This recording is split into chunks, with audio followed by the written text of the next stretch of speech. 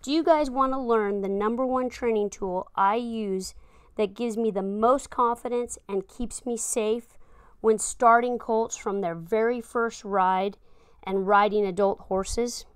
Stick around, I'm going to break it down and show you all the details next.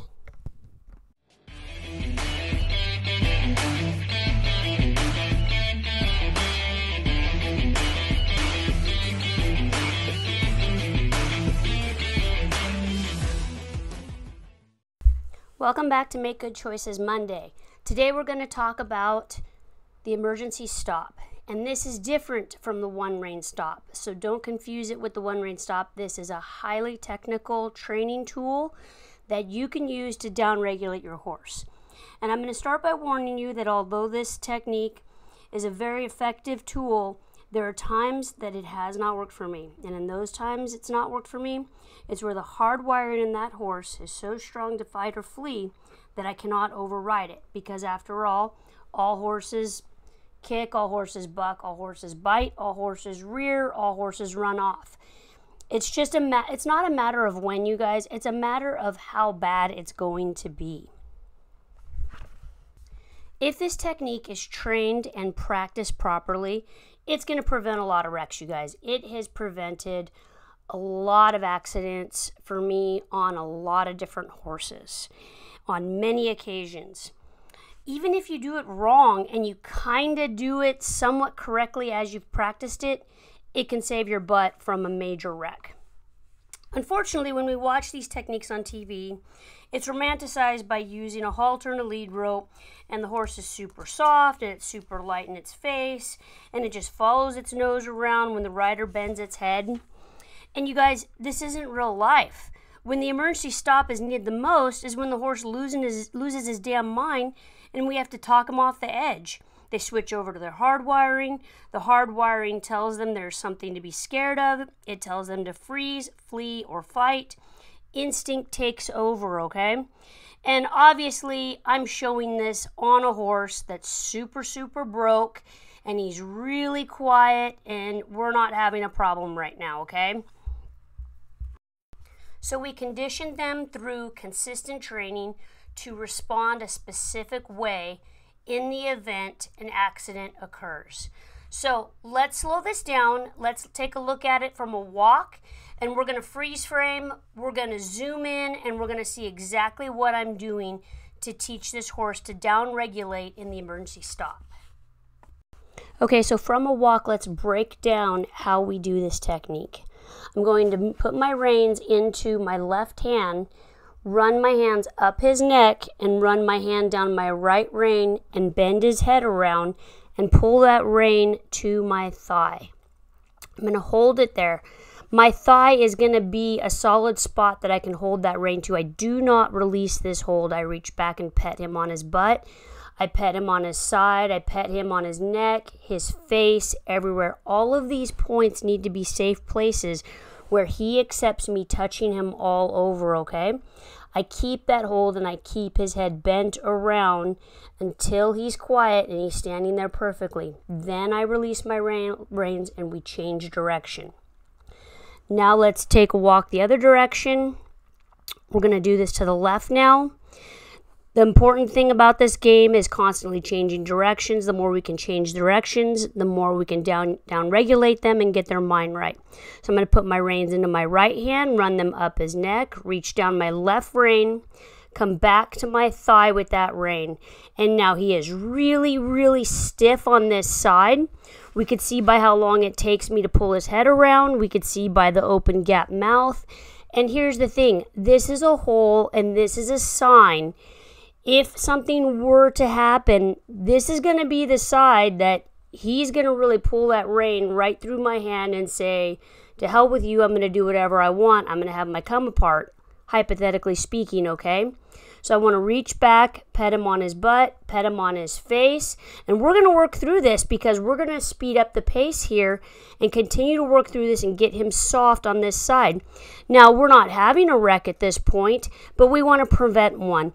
And by getting him soft going both directions, we're going to prevent a potential accident. So we're going to move this up to a trot because we want to do this at all three gates. Generally, when we need to use this is when they're having a runoff, right? So I put my reins into my left hand, I run them up his neck, and I reach down my right rein and hold it to my thigh. The reason for going to my thigh is because it is an objective spot, and I get the most leverage by holding my hand on my thigh with that rein. I do not release that rein until after I have pet him all over and made it a nice place to be, standing completely still.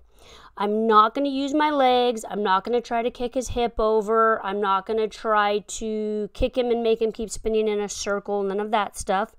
But what's really important here is that your leg stays solid on their body and stays in front of you. If your leg swings back towards that back flank cinch or back towards their flank, you're going to lose all of your leverage and you're going to lose your balance. And in the event you are having a problem, that horse can potentially take you right over his head. You are set up in a position to be bucked off. So it's super important that you are strong in your core and you're strong in your leg position on this horse, because this is the only way you're going to have the upper hand when you work on this particular technique. Let's keep going at a trot here because he's not getting soft yet. So we're going to keep on working through this. We're going to go at speed here on the video speed, and we're going to bend him around, pet him all over. Remember to sit way back and pet him all over. Now, I didn't ask him to move like that, so I kept holding him in this position. I didn't want to release him until he stood completely still. That's the whole point, is to get them to stand completely still in this stop. Put my reins in my right hand, run up his neck, run my hand down that inside rein and bend him around in a circle. And now he's still pretty stiff this direction. He's still kind of clunky on those front feet. The shoulder is still wanting to go forward, and so he's not bending his head around as easily to me. He's coming around with his body still, so I keep him held here until he stands completely still, and then I allow him to move off again. Okay, this is a really basic exercise that you can work on every single time that you ride your horse and improve your communication with them and improve their response to you when you potentially could get in a bad situation. So now let's pick it up in a lope and see how he works now.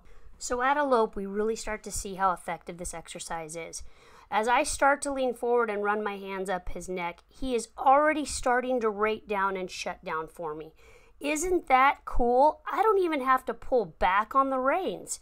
So when people have to go to a bigger bit and a bigger bit and a bigger bit to get their horse to stop, they clearly don't have this technique down pat on their horse. Let's watch it again in slow motion.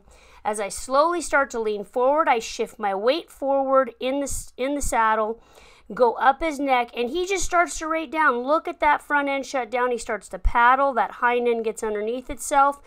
He follows his nose around. He's really soft to the right this direction. And then I sit back and I reach back and I touch his butt.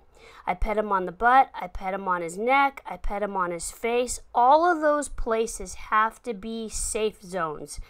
We are going to touch this horse all over his body, and he has to be okay with it, because in the event of a wreck, we might bounce all over this horse's body, and he has to be okay with it. Think back to times that you guys have come off your horse. I think back, and I have landed all over the horse's body when I've come off of one. And I don't want them to react further because they're feeling me in a spot that they're not okay with. And I hope that makes sense. So I just keep on petting him all over, keep on touching and rubbing on him, keep his head bent until he stands completely still. And then I release him and I change direction. So now we're going to change direction. We're going to go and take a left lead. Remember to continue to keep on changing directions. It's super important because it's going to help them with their balance, it's going to get the footwork correct, and it's going to get them a lot more confident and quiet as you ride them down and learn this exercise with them. So as I go up his neck and start to lean forward, he's already looking for the stop. He's starting to shut down. He's a lot softer this time. Look at how quickly he comes down to a stop. Granted, we're not working on a slide stop here, but we're working on stopping forward motion as quickly as possible. So let's watch it again in slow motion and see exactly what's happening here, okay? I'm going to slightly lean forward in the saddle, okay? So I'm going to shift my weight forward.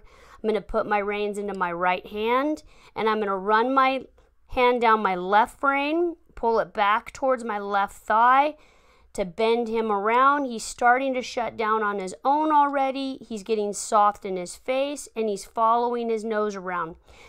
He loses the forward motion in the hind end. We take away that power from him, and he immediately comes to a stop, and he holds himself still. I reach back, I pet and rub him all over, and then I'm going to release him.